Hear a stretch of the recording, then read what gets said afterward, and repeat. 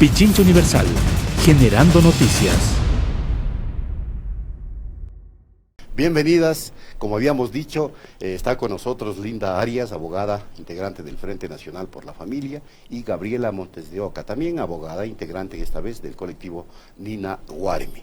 Ayer, como ustedes saben, la Asamblea con 65 votos afirmativos no aprobó la despenalización del aborto en casos de violación que se planteaba entre las reformas al Código Orgánico Integral Penal COIP. Se necesitaban al menos 70 votos. Y claro, existieron sorpresas.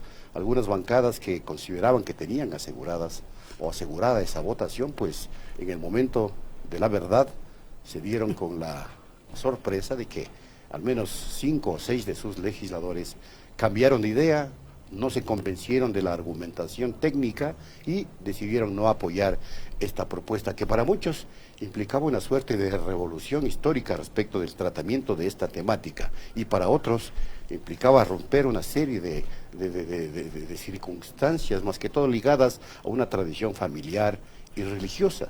Aquí quienes defienden la vida, por ejemplo, han sostenido este criterio en alguna medida. De allí que hemos creído conveniente que el tema siga siendo debatido. La sociedad ecuatoriana tiene que debatir necesariamente estos temas. En otros países ya existe una legislación respecto de esto y claro, hay experiencias que el día de hoy pueden ser analizadas y compartidas. Sobre la base de esta contextualización, saludamos entonces a nuestra invitada. No sé si comenzamos con Linda, digamos, o con Gabriela. ¿Cómo vamos? ¿Linda o Gabriela? Gracias. Ver, vamos. Gracias y pues sigamos. Muchas gracias por darnos esta oportunidad de saludar a toda la ciudad y a toda la, pues sí, a todos los ciudadanos ecuatorianos que se encuentran en cualquier parte del mundo. Decirle que sí, que esta es una oportunidad maravillosa de aprender a expresarnos en positivo. Usted ha dicho, le dijeron no al aborto, yo digo, le dijeron sí a la vida.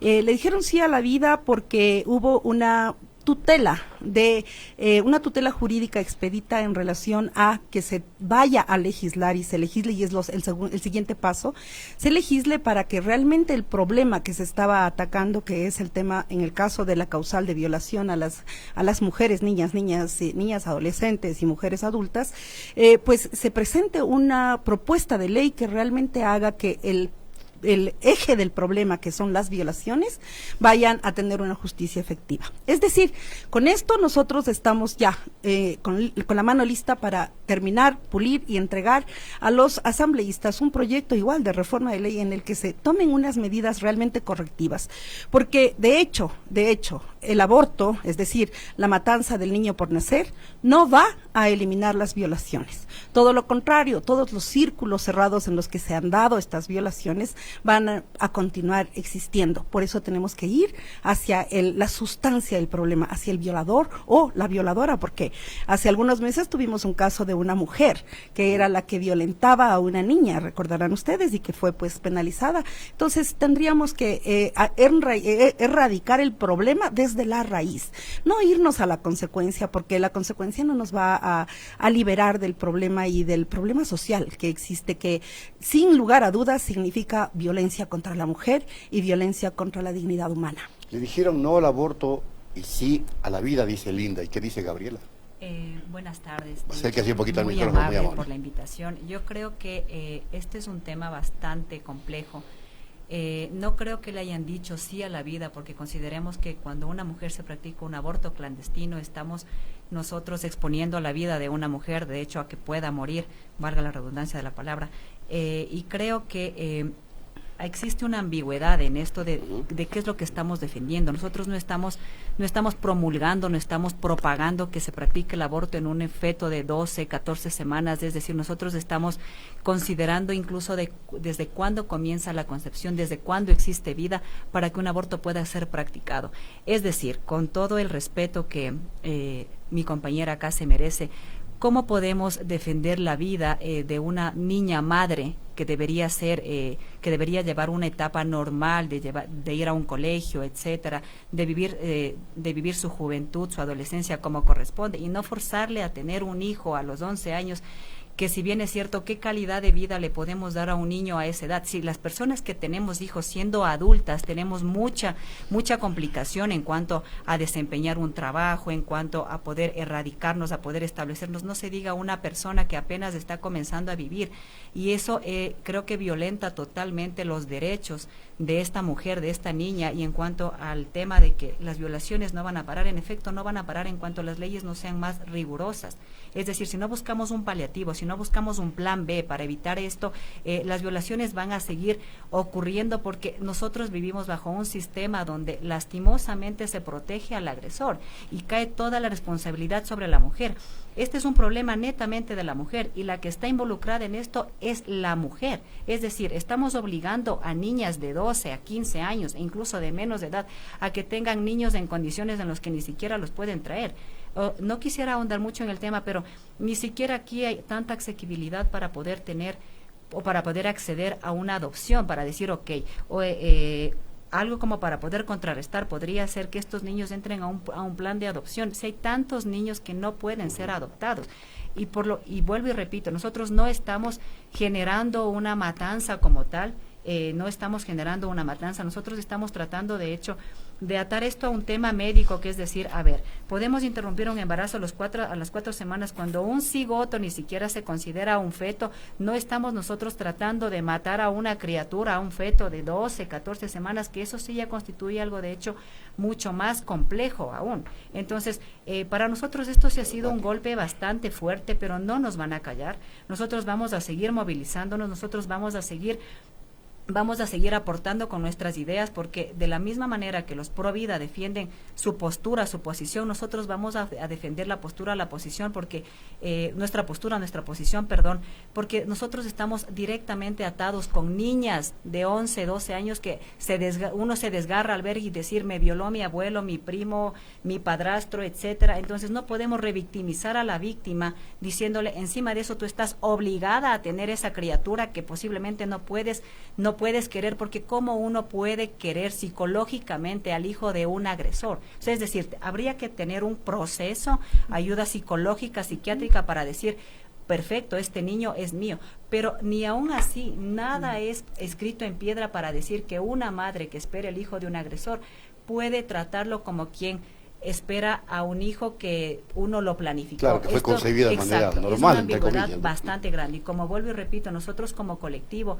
vamos a seguir movilizándonos, porque esto de momento no se dio, pero en algún momento tendrá que darse, porque nosotros tenemos que evolucionar, nosotros tenemos que vencer esta cultura patriarcal y religiosa en la que vivimos, en la que los curas, pastores están amparando esto, están protegiendo esto, y me pregunto dónde quedan los niños violados, los pederastas, las violaciones contra pequeños. Nos hacemos en realidad de la vista gorda, y sí queremos exigir a las niñas madres en este caso, que tengan a niños en condiciones infrahumanas. Es decir, si alguien que no tiene hijos puede emitir un criterio de, no sé, es decir, yo puedo mantener a un niño haciendo, no sé, un plan de vida. Los que tenemos hijos, y yo hablo como madre de familia también, es súper complicado. Yo tuve un hijo siendo adulta, en una relación consensuada, es decir, nadie me exigió, me obligó, yo sabía qué es lo que hacía, y pese a eso, a mí me cuesta, porque también estoy sola.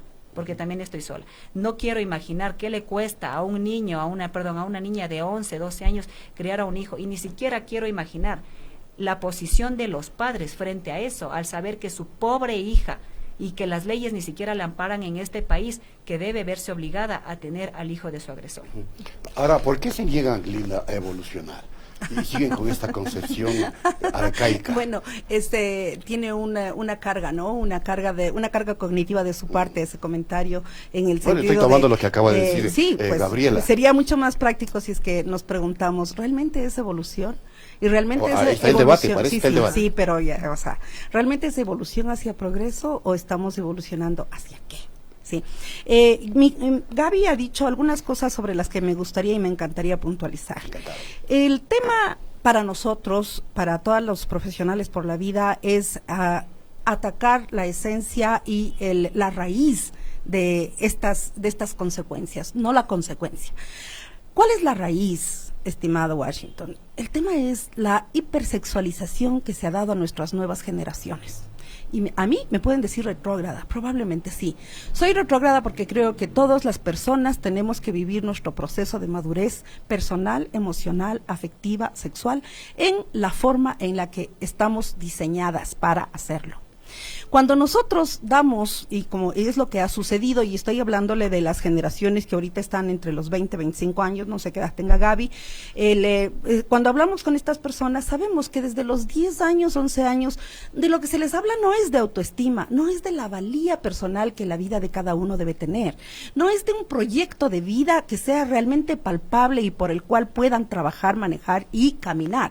Se les habla, cuando se les habla de educación sexual, se les habla de conocer su cuerpo, de tener las sensaciones, de sentir de cómo te sientes, de cómo esto, se les enseña todo lo que es contracepción, anticoncepción y todo, que se olvidan que somos hormonales y nuestros muchachos, nuestras generaciones adolescentes no tienen el control de la voluntad como para poder manejar su sistema hormonal.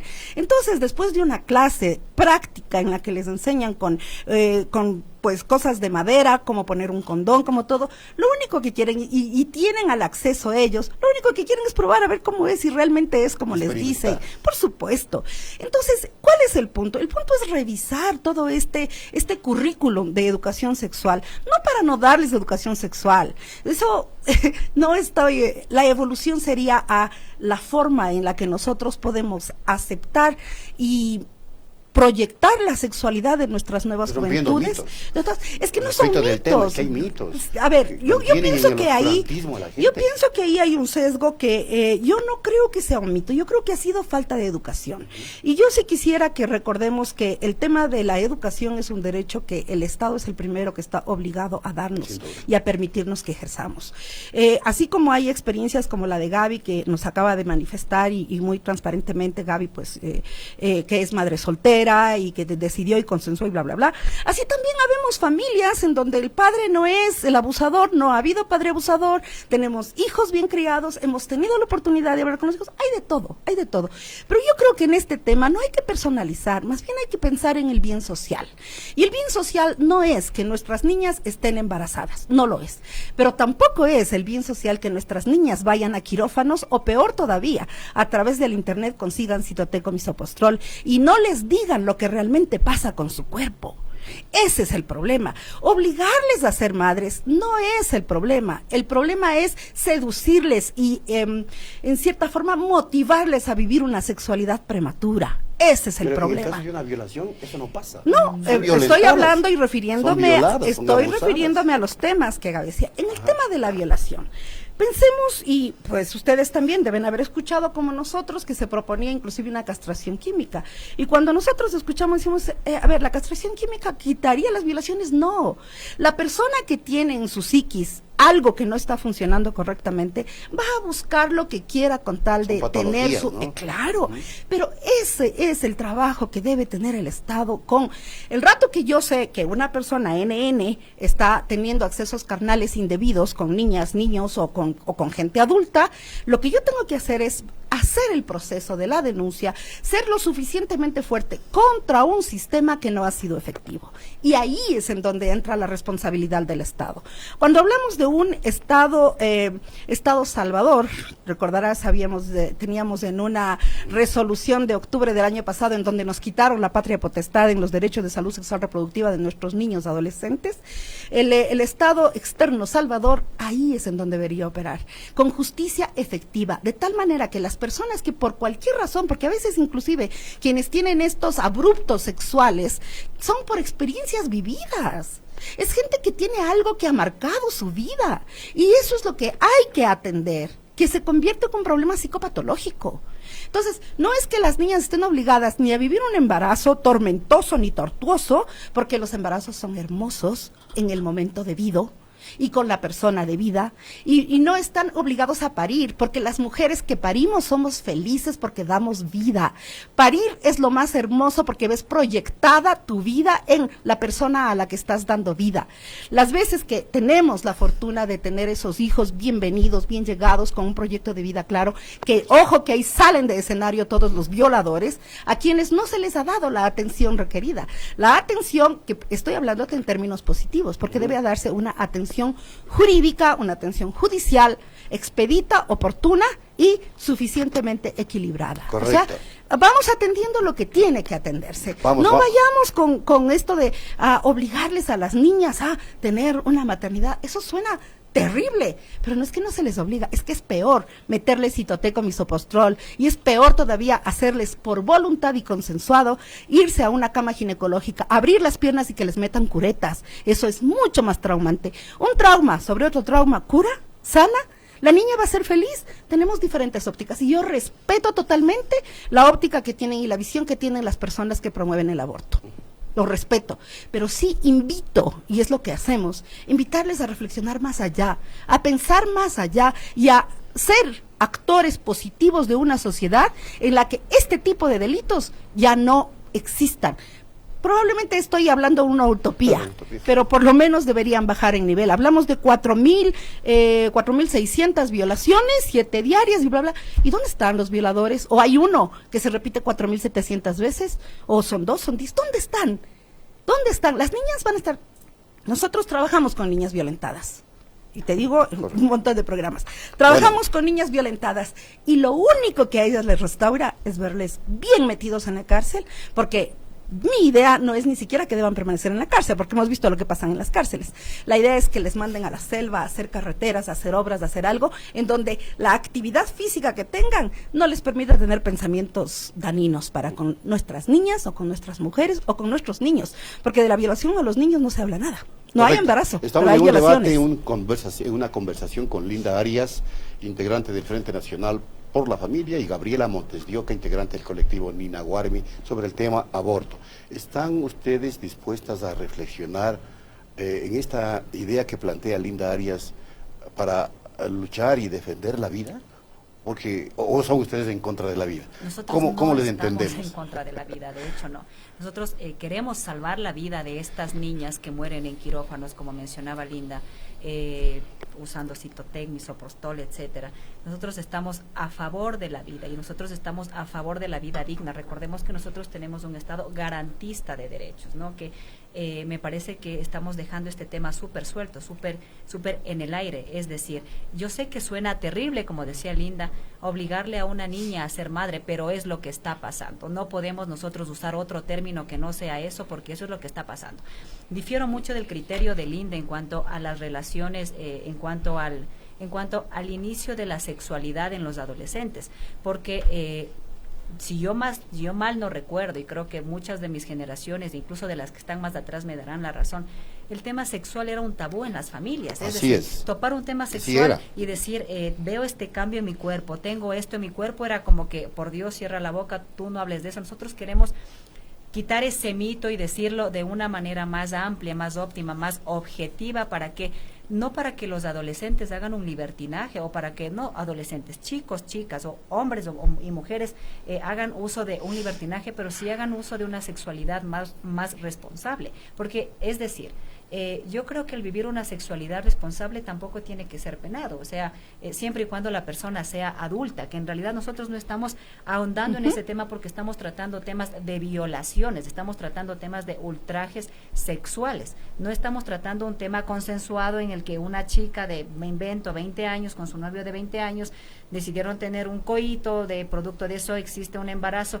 Ese tema difiere, nosotros no estamos hablando de eso, nosotros estamos hablando puntualmente de estos casos de violación en niñas, y en pos de eso nosotros invitamos también a que tomen en consideración la vida de estas niñas. Si nosotros nos vamos a los factores socioeconómicos de donde se desarrollan estas niñas, son estratos sumamente medios, bajos, incluso más que bajos, en los que en serio no habría cómo poderles apoyar. O yo no he visto un criterio de los grupos pro vida que digan, nosotros vamos a promover la educación de estos niños, vamos a promover ayuda psicológica, psiquiátrica. No, lo que ellos han dicho, o de pronto yo no lo escuché, estoy hablando solamente desde mi enfoque.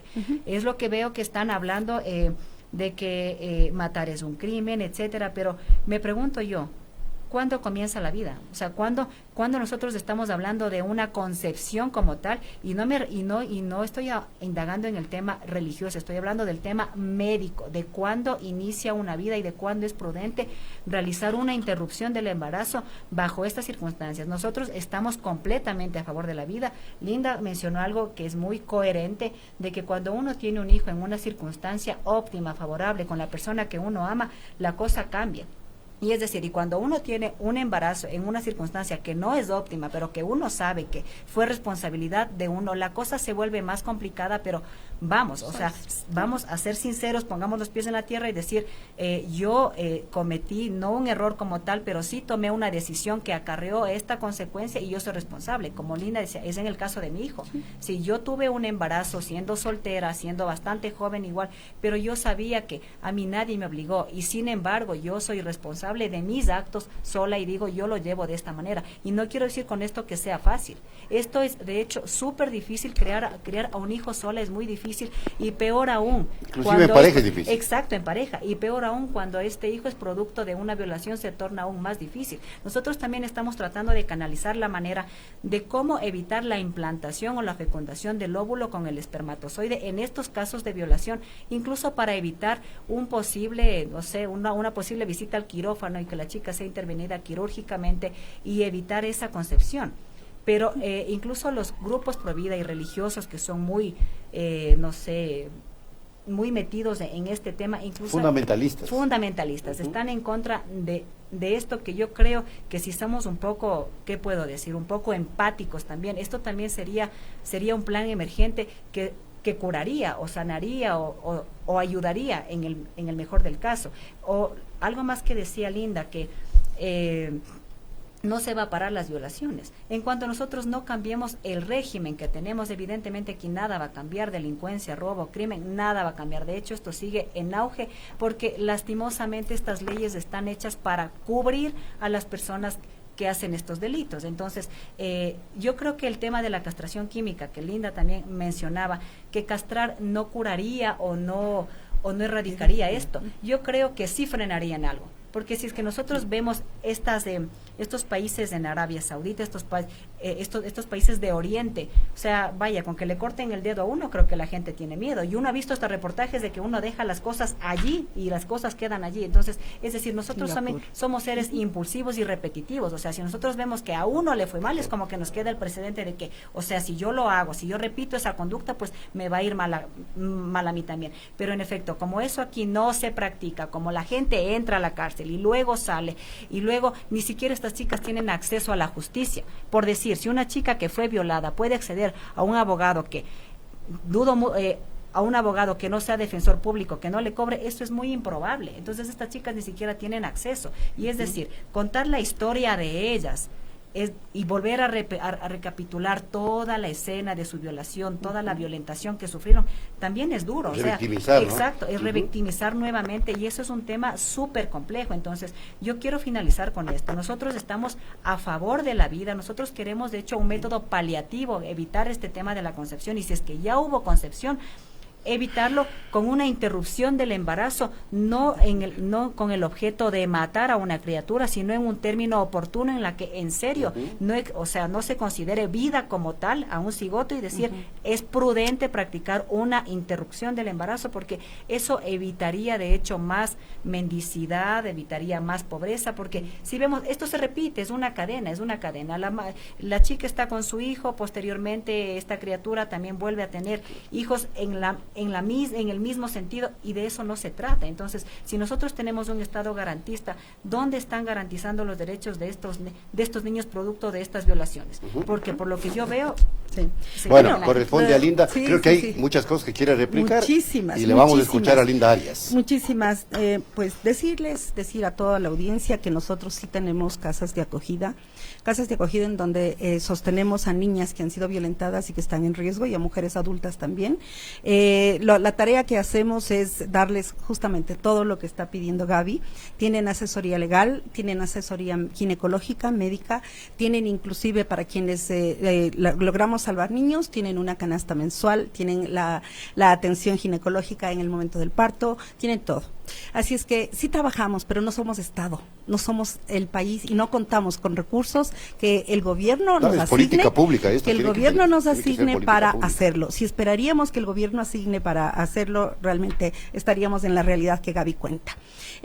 Pero por otro lado, decirles que el tema del aborto por violación, entre las causales que estaban propuestas como despenalización del aborto, era un tema que tenía su metro cuadrado bien marcado. Y decían, en el caso que hay violación, la mujer podría decidir. Es decir, se habla de una interrupción con un sofisma lingüístico espantoso, porque no hay interrupción de lo que no se puede reanudar. Es una matanza. Se muere el niño. ¿Por qué es matanza? Porque se muere el niño. Acaba de ser concebido. Acaba de ser concebido. Humano. Les tengo que contar. Cigoto, dice acá, sí, les tengo que contar algo que es terrible a la vista de todas las personas por muerte. Yo fui mérula, mórulo, algo así se llama. Fui cigoto, fui embrión, fui feto, fui bebé. Todos. Exacto, hagamos conciencia. Entonces, ¿qué es lo que estamos matando? Yo, porque tengo probablemente el doble de la edad de Gaby, ¿valgo más o valgo menos? Es un proceso la vida, entendamos eso. Y el hecho de que haya un niño concebido, un niño por nacer, y que haya un adulto mayor que está vísperas de colgar los guantes, no le quita dignidad a ninguno de los dos. ¿Un niño por nacer no es a los 9 meses? No, a los 2 días o a las el niño horas. Por nacer. Ahora tenemos una maravilla de tecnología que obviamente nosotros los retrógradas no conocíamos en nuestras épocas. ¿Usted se considera retrógrada? Me encanta ser retrógrada, me encanta. Porque yo vivía una ilusión espectacular cuando venía un niño. No sabíamos si era niño o niña. No sabíamos nada. Nuestros médicos nos ponían una corneta para oír los latidos. Hoy día, a la 4ª semana, ya podemos ver cómo está latiendo. A la 4ª semana. Entiendo yo que es a la 3 días, no. A los 2 días, 3 días, no. Usted ya puede, a los 2 días, a los 3 días, estará probablemente ese óvulo fecundado intentando anidarse con su fuerza propia. No tiene un soplete que le esté diciendo, muévete dentro del útero hasta que encuentres el espacio. Es genética, es ciencia, es vida. Entonces, entendiendo eso, entendiendo la ciencia, por fin podríamos olvidarnos de esos estigmas de lo religioso, lo fundamentalista, lo retrógrado, lo avancen, evolucionen. Entendamos, la ciencia nos ha servido para eso, para poder nosotros conocer más lo que somos, nuestra esencia. Es bien clarito, el ADN nuestro, de las mamás, no es el ADN de nuestros hijos. Por lo tanto, es otra vida que hay que respetarla. Y cuando nosotros tenemos una constitución que respeta la vida, tenemos solamente que cumplir la ley. No estamos hablando ni de cosas religiosas, ni de fanatismos, ni de nada. No, estamos hablando de algo muy civilista, cumplir la Constitución. Pero te decía, Washington, que el tema es bien claro. Ahí estaba marcado el cuadro. Y decíamos en caso de violación. Ojo, que había una salvedad y decía, la sola declaración de la madre de que hubo una violación le habilita para pedir el aborto. Decíamos, ok, pobres varones, porque a mí me caes en gracia tú y yo te digo, tú fuiste el que me violaste. Y a ver cómo voy a probar si no hay un proceso. ¿Son hechos comprobados de violación? Por una parte, cuando hay una real violación, hay un protocolo, y ahí es lo que decía Gaby. El protocolo es que si tú llegas a denunciar una violación, el fiscal que está recibiéndote, antes de mandarte al médico legal, te va a decir, bueno, cómo fueron las cosas, en qué circunstancias, todo. Y cuando vas al examen médico legal, te van a preguntar cuándo fue tu última ovulación, cuándo fue tu menstruación, cuándo Y si estás en tiempo y en días que son de probable concepción, el protocolo dice que te van a dar la pastilla del día después. No te dicen todo el daño que te puede causar, solamente te dicen que tienes que tomar la pastilla del día después. Si a pesar de eso, ese óvulo fecundado y ese espermatozoide macho sigue vivo y se anida y sigue, por favor, o sea, estamos hablando de una vida. Ahora, otra de las causales, y te voy a decir la que a mí más me inquietaba, el tema incesto. O sea, todo padre, todo pariente, todo lo que quiera que tenga una actitud, una acción tan violenta como lo que significa la violación, tiene que estar donde debe. Yo en eso soy muy, muy categórica. Y yo sí en eso exijo al Estado que se creen políticas en donde realmente pase lo que dice Gaby. Yo sigo sin pensar que la castración química sea una salida, yo creo que más bien hay que darles trabajito, y nosotros necesitamos gente que trabaje por lo que recibe dentro de las cárceles, para que no tengamos un alto costo. Hay un estudio por ahí que decía que cada preso nos cuesta $25 diarios. Yo les decía a mis estudiantes en la universidad, les decía, ¿a ustedes no les gustaría que les paguen $25 diarios para que vengan a estudiar? Qué diferente sería, ¿no? Y tenemos que pagar por los que están en la cárcel, o sea, para que devenguen ese dinerito que nos cuesta con los impuestos que nosotros pagamos, sería bueno que les asignen alguna tareita. Pero voy a lo que te quería contar. Resulta que si la niña denuncia que alguien le violó, pues con la sola denuncia y la sola aclaración de esa niña, pues tiene acceso al aborto. Las niñas menores de 14 años, no necesitan autorización de ninguno de sus progenitores. Les cambiaron, ya no tenemos papá y mamá, tenemos progenitores. Sabemos por qué es. En todo caso, no necesitan autorización, pero estate seguro, si tú tienes una niña de 12 años, de 13 años, de 14 años, que necesita hacerse una operación de apéndice y le vas a llevar a un hospital privado o público, tienes que firmar una autorización de consentimiento sobre el que va a hacer. Pero si es aborto, no, estás hecho, o sea, qué maravilla, abortar está perfecto. El que a mí más me inquietaba es el tema de la inseminación no consentida. ¡Qué barbarie jurídica! Nosotros teníamos como delito, a ver, pero hablábamos de inseminación artificial, no consentida, pero le quitaron lo artificial, por favor.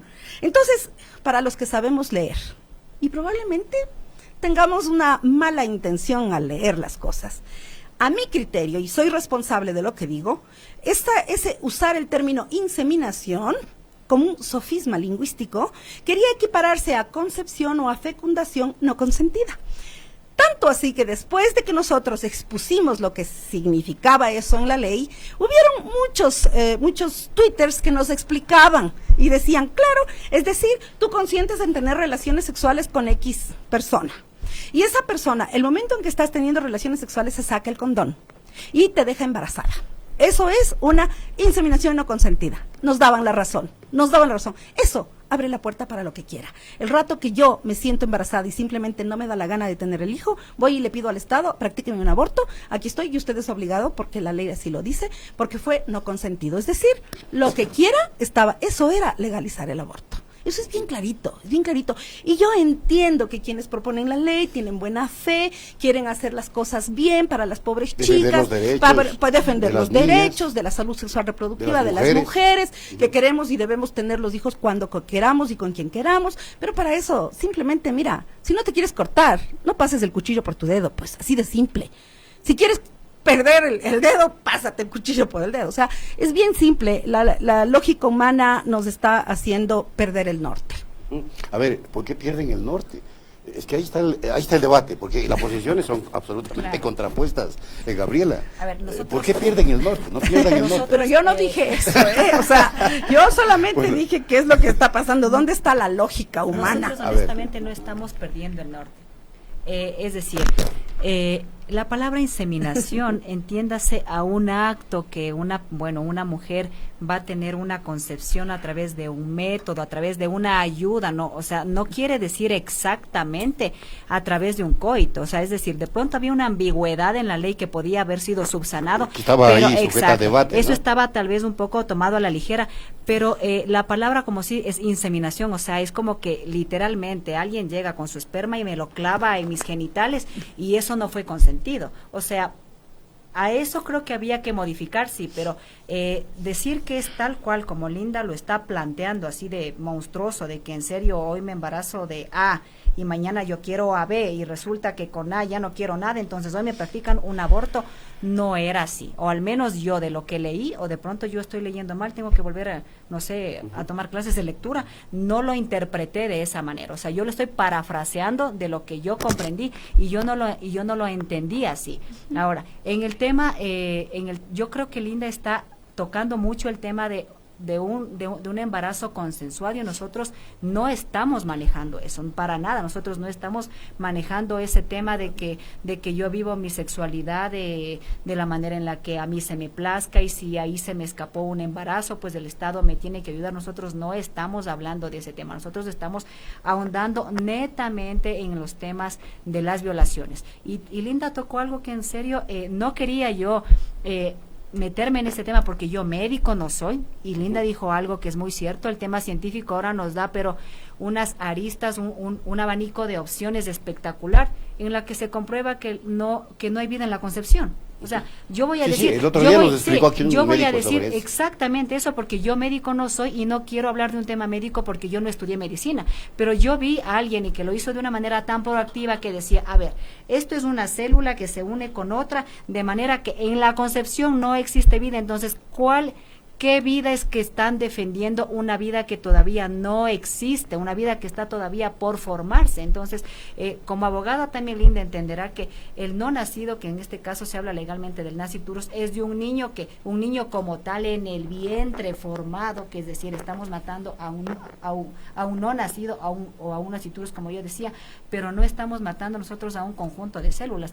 Y yo también discrepaba mucho de este concepto, porque como digo, nosotros no nacemos sabiendo todo, y hay que hasta ilustrarse y decir, a ver, bueno, voy a leer cómo es esto, o si no entiendo temas y conceptos supermédicos, al menos yo entenderé la parte práctica, ¿no? De decir que cuando existe la concepción, y es decir, al momento que espermatozoide se une con óvulo, existe un proceso como de 4 semanas en los que una persona podría interrumpir. Y yo vuelvo y repito, qué bueno saber que Linda, a la fundación o al grupo que ella pertenece, brindan este tipo de ayuda a estas niñas que tienen o que fueron víctimas de abuso sexual, físico, psicológico, el que fuese. Estamos hablando acá puntualmente del sexual que yo me estoy refiriendo, pero la realidad es otra. En la calle la realidad es otra, porque como bien dicen, no son Estado, ni Linda ni yo somos Estado. Nosotros somos activistas que defendemos ideales en base a un fundamento, y nuestro fundamento es acá defender la vida de una niña, evitarle un trauma más grande del que ya tuvo, no matando a un niño, porque nosotros no estamos haciendo eso. Nosotros estamos interrumpiendo, vaya, ¿qué podría decir? Algo que ni siquiera podría llamarse vida como tal. Y sí, es un embarazo, pero de hecho hay embarazos que se interrumpen solos, que dicen no se dio término, es un embarazo, creo que la palabra es ectópico, yo no soy médico. Entonces hay bastantes consideraciones en las que una persona podría interrumpir un embarazo de forma natural, y ni siquiera el médico a uno le dice, no, pues usted es una asesina porque pobrecito usted mató a su hijo. No, de hecho no, o sea, médicamente hablando eso es posible. E incluso el tema de las pastillas del día después, que Linda topó también ese tema, yo querría acotar que tengo muchas conocidas que han usado ese método como un emergente, por así decir, y tienen familia, y tienen hijos, no les ha pasado nada. Y mal harían decir,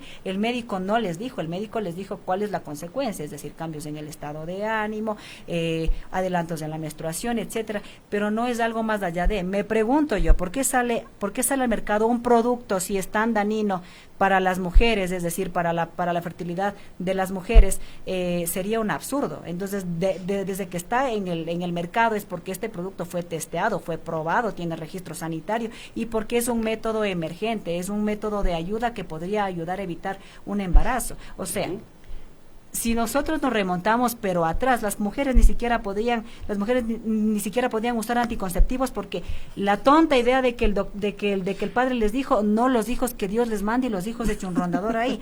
Seamos consecuentes también. Sí, entonces esa es una realidad que nosotros no podemos aislar, y nosotros no vamos a aislar esta realidad en tanto y en cuanto nosotros tengamos voz, tengamos voto, tengamos fuerza, tengamos la predisposición de decir, yo defiendo estos ideales, porque para mí al menos esto es lo correcto en el caso de niñas, porque yo soy madre y no quisiera imaginarme que una de mis hijas estuviese así. Yo creo que me volvería loca, literalmente me volvería loca, porque no sabría cómo manejar una situación de esos. Y estoy hablando de que yo soy una persona que medianamente tiene preparación. No creo que sea una mujer muy, muy preparada, pero medianamente yo pude acceder a una universidad.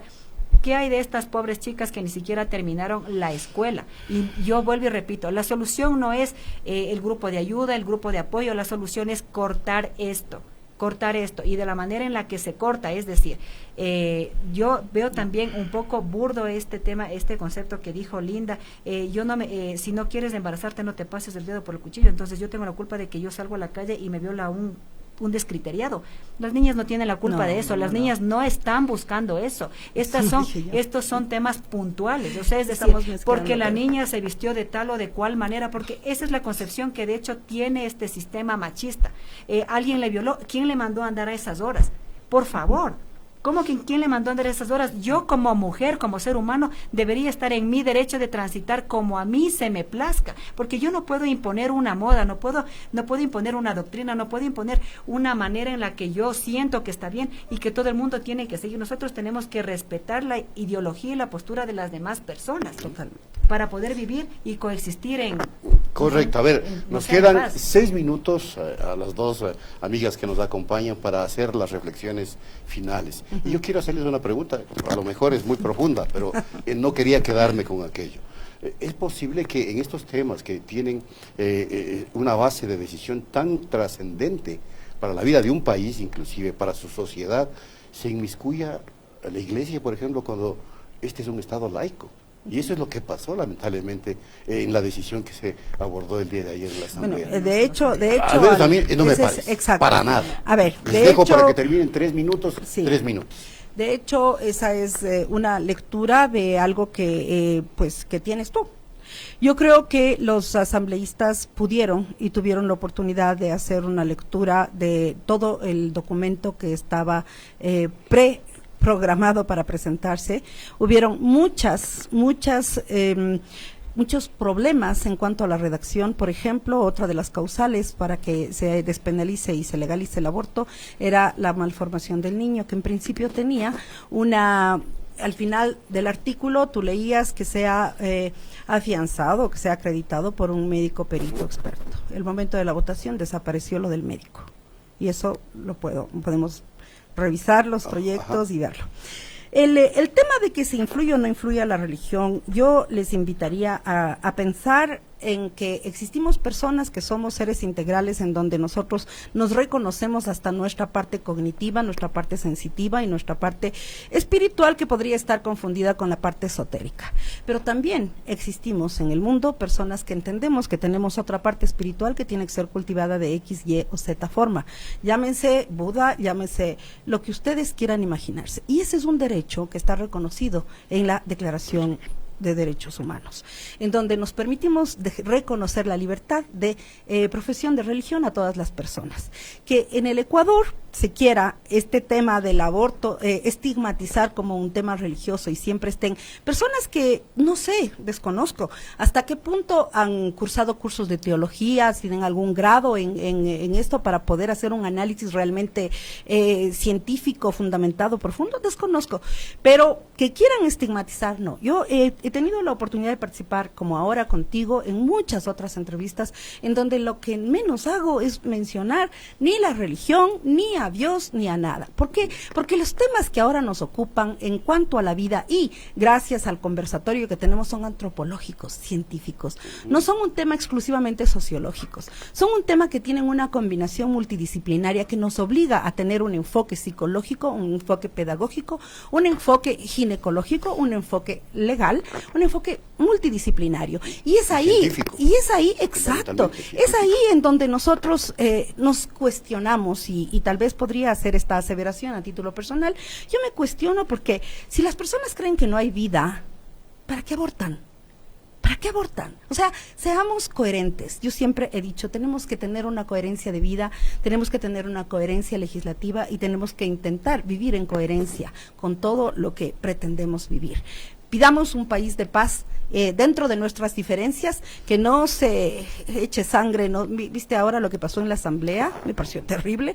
Eso, pues, no es. 3 minutos para nuestra amiga Gabriela Montes de Oca. Yo considero que la Iglesia genera tanta injerencia en muchos aspectos. este es un tema político, no es un tema religioso, pero ayer yo tuve la oportunidad de asistir a esta manifestación, por así decirlo, donde nosotros estábamos dando fuerza para que esta ley se apruebe, y tenían, pero vaya, o sea, creo que hasta el santo de la iglesia de la basílica, creo yo. Entonces, es decir, si la iglesia, no sé, si nos remontamos atrás, la iglesia torturó, dañó, mató en la época de la Inquisición, y ahora defienden la vida. O sea, ¿qué es esta ambivalencia de conceptos? A mí me parece esto, pero algo tan, no sé, tan trillado esto, que yo no comprendo. Y como para finalizar este tema, yo simplemente quiero decir que la iglesia debería quedarse fuera de esto. Esto no es un tema religioso. Nosotros somos un país laico, como usted bien lo dijo, entonces nosotros tenemos libertad. Y como algo que dijo Linda, que voy yo a recapitular, ¿por qué quieren abortar? Porque la vida es un proceso. Entonces, en donde todavía la vida no inicia, queremos interrumpirla para no poder, o para no generar o traer una vida a este mundo. Por eso es que estas niñas quieren abortar y evitarse un problema más grande del que ya tienen, y no provocar otro más a un nuevo ser que en serio ni siquiera tiene nada que ver. Muy bien, muchas gracias. Hemos concluido el tiempo. Ha sido un diálogo, un conversatorio, un debate con mucha altura, y por eso quiero agradecerles a nuestras dos invitadas. Gracias. No pasa siempre esto, les quiero contar. En una oportunidad tuvimos un debate parecido y los ánimos realmente se cayeron. Inclusive al entrevistador por poco le estampan contra la pared. Gracias. Muchas gracias. Gracias. Y solamente decirte que el país sea un estado laico no quiere decir que sea religioso. Quiere decir que tenemos libertad de profesar cualquier religión. Claro, gracias. Muchas gracias. Derecho a la libertad. Linda Arias, Gabriela Montes de Oca, qué lindo diálogo, amigas y amigos. Volvemos para el finalísimo. Pichincha Universal. Aquí se escuchan bien las noticias.